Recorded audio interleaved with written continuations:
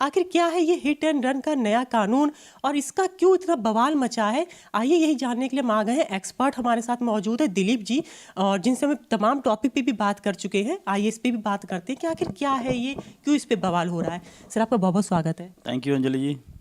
Sir, हमारा आपसे सवाल यही है कि कानून क्या है, क्यों इतना चर्चित है?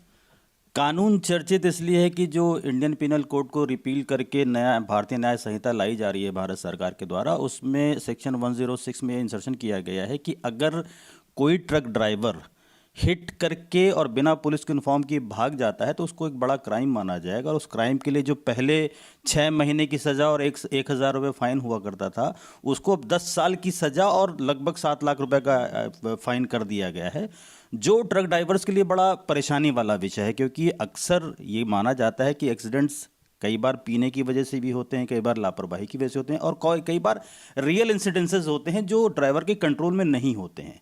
तो हर क्राइम को एक ही नज़र से देखना, इसी बात को लेकर के एजिटेशन है ड्राइवर्स के अंदर, और इसको कॉग्निजेबल ऑफेंस कर दिया गया है, नॉन बेलेबल कर दिया गया। कॉग्निजेबल का मतलब है कि पुलिस ऑन स्पॉट उनको अरेस्ट कर सकती है बिना किसी वारंट के।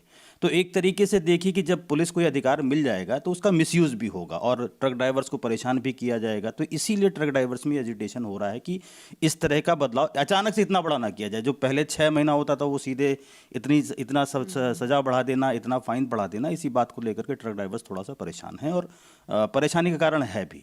जी सर, क्योंकि अभी हमने बस जो ड्राइवर और कंडक्टर से हमने उनसे बात की, तो उनका कहना था कि ऐसे तो नौकरी हमें छोड़ना पड़ेगा, क्योंकि कौन अपनी जान पे रिस्क लेकर के ऐसे करेगा। देखिए, रिस्क तो कभी कभी होगा, लेकिन जो एक प्रताड़ना हो जाती है, जिसको अक्सर कहा जाता है कि पुलिस परेशान करती है, तो ये पुलिस को परेशान करने का एक माध्यम बन सकता है। जबकि ये सरकार इस बात पर फोकस करती है कि हम जीरो टॉलरेंस क्राइम में भी करेंगे और हम करप्शन को भी ख़त्म करेंगे। तो अगर ये जो पुलिस के हाथ में पावर दे दी गई है ट्रक ड्राइवर्स के लिए, तो ये उनको परेशान करने का माध्यम हो सकता है। सज़ा भी मिलेगी और उनको परेशान करने का माध्यम भी बढ़ेगा, तो उनके लिए डबल परेशानी है। यानी एक डर तो इनके पास सजा का है, दूसरा जुर्माना का, और तीसरा पुलिस की प्रताड़ना का भी है। बिल्कुल बिल्कुल है, बिल्कुल है, क्योंकि पुलिस की प्रताड़ना सबसे ज़्यादा होती है। क्योंकि जब पुलिस को ही सारी पावर्स हो जाएंगी, कोर्ट के सामने मामला जाएगा ही नहीं, तो ये पुलिस के डिस्क्रिशन पर हो जाएगा कि वो किसको पकड़े और किसको छोड़े।